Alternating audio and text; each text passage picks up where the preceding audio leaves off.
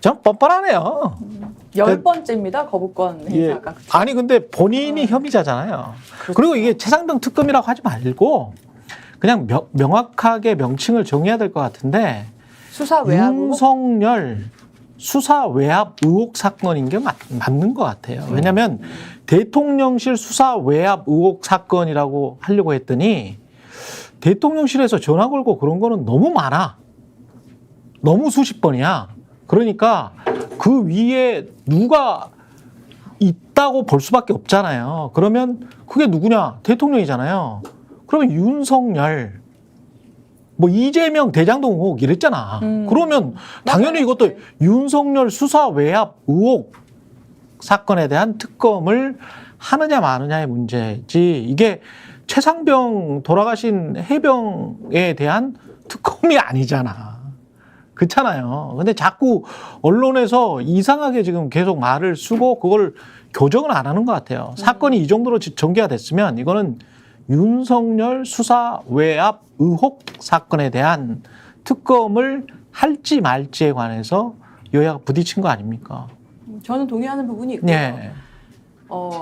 수사가 처음에 시작됐을 때는 최상병 또는 뭐 최혜병 특검이라고 부를만 했어요. 그런데 지금까지 나온 여러 가지 단서와 전화 내용이라든지 대통령실에 대해서 수사한 거라든지 뭐 그 경찰청에 대한 수사, 뭐 해병대에 대한 수사가 상당히 진행됐고 나머지 한 조각 퍼즐 중에서 그렇죠. 그러면 누가 이 모든 것을 이렇게까지 움직일 수 있느냐? 대통령 아니냐? 대통령이 개입한 것인가라는 한 줄만이 안 풀린 상태이기 때문에 그렇죠. 특검을 지금에 와서 한다면 처음에 시작한 최상병 특검하고는 성격이 달라요. 최상병으로 시작했지만 이제는 수사 외압 그 사람이 누구냐가 됐기 때문에 만약에 거부권을 재의결 28일 날 한다고 국회에서 얘기하는데 어떤 결과 나올지 모르겠지만 부결돼서 22대 국회에서 다시 재발의한다면 이름을 지금 최경영 기자 얘기하신 것처럼 대통령 이름을 넣어서 대통령이 수사 외압을 행사했는지 의혹을 밝히는 특검 이렇게 하는 게 맞을 것 같아요. 그렇죠. 그러니까, 네. 이게 이제 공식 명칭이 해병대 최상병 사망 사건 수사 외압 의혹 특검법이거든요. 그렇죠. 예. 그러니까 사실 이제 해병대 최상병 쪽보다는 원래 여기 특검법 공식 명칭에도 사망 사건 수사 외압 의혹이에요. 그렇죠. 그러니까 근데 우리 명석하신 최경영 진행자께서 여기에 윤 대통령을 박자. 윤 대통령 박아야 돼. 예. 예, 우리는 다 의심하고 있는 게 그것 때문에 특검하는 아니, 거지. 저도 그렇게 생각을 해요. 예. 그래서 이제 이 명칭을 바꿀 필요가 있고, 예. 이게 일종의 프레임이거든요. 이게 물론 이제 뭐 민주당에서 이제 발의를 한 거니까 그렇게 의도하지는 않았겠지만 과거에 이제 이게 명칭이 얼마나 중요한지를 좀 말씀드릴게요. 예전에 태안 기름 유출 사고가 있었잖아요.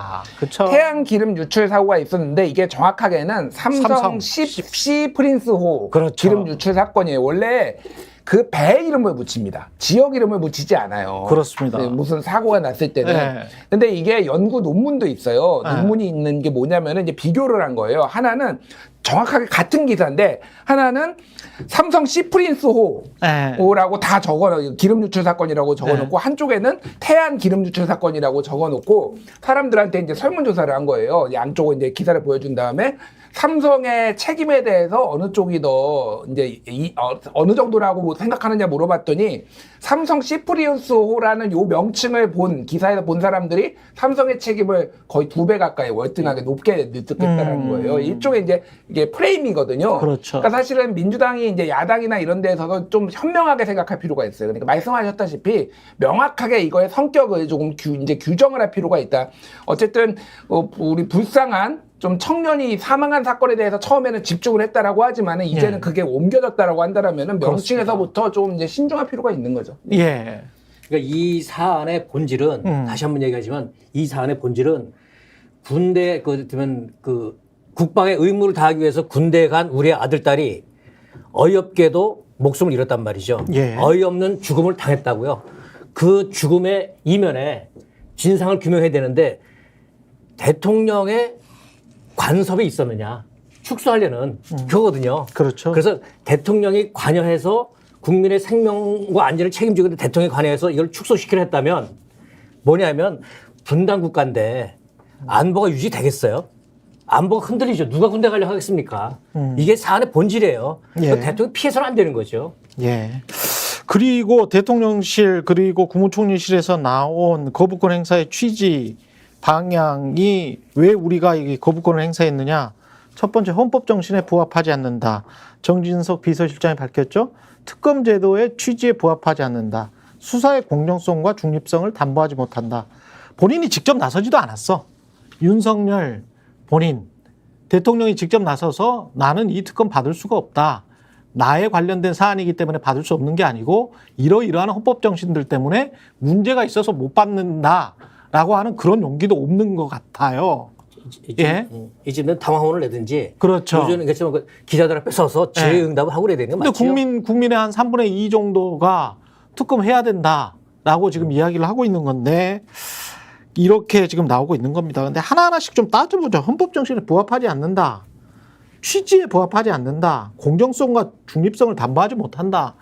맨날 이제 이런 이야기 하는 건데 맞습니까? 그 변호사로서 어떻게 보세요? 근데 이제 완전히 사실관계가 틀린 부분이 있고요. 사실관계가 틀린 부분이 예, 있다. 사실관계 틀린 부분이 있고 그게 아니라 이제 논쟁적인 부분이 있는 것 같아요. 그러니까 뭐 헌법 정신에 맞지 않다라는 부분은 헌법 정신이 도대체 뭐 어느 부분 말하는 거냐 이런 건 논쟁적인 부분이 되겠죠. 예. 근데 뭐 이제 뭐 여야 합의 없는 특검이 없다라든지 예. 뭐 이런 거는 사실은 특검 14건 중에서 무려 3건이 여야 합의 없이 통과가 된 역사적 사례가 이미 있습니다. 그렇죠. 그래서 여야 합의 없이 안 된다라는 건 깨진 지가 벌써 10수년 됐어요. 그래서 그렇죠. 그건 맞지 않고 그리고 특검 추천 절차가 맞지 않다라는 것도 뭐 드루킹 특검이나 최서원 그러니까 뭐 그 최순실 국정농단 특검 때도 여당에 특검 추천권 주지 않았어요.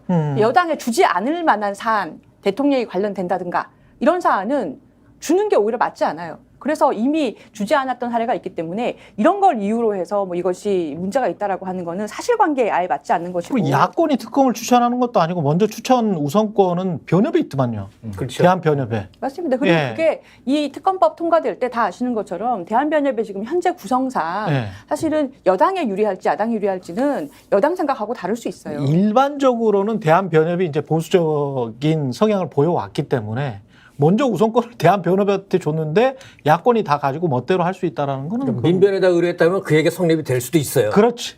예, 그렇죠. 근데 이제 대한변협이기 때문에 그럼 뭐 어떻게 하라는 이야기인지 내가 모르겠어요. 서로의 동생인데. 예, 맞습니다. 예. 그리고 뭐 수사 중인 사안에 대해서 특검하는 게 뭐 이제 적당하지 않다라는 것도 다 아시는 것처럼 그것도 사실하고 맞지 않고 기존에도 대장동 특검법은 그러면 검찰 수사 뭐 전혀 뭐 상관없이 발의했습니까? 거의 시작도 하기 전에 특검하자 그랬지. 네, 맞습니다. 예. 그래서 지금 하는 얘기들이 여러 가지가 사실관계에 아예 맞지 않는 지금 이 거부권 행사에 대한 근거를 내세우고 있는 부분이 상당히 있습니다. 구독 빠르게 가 스픽스 좋아요.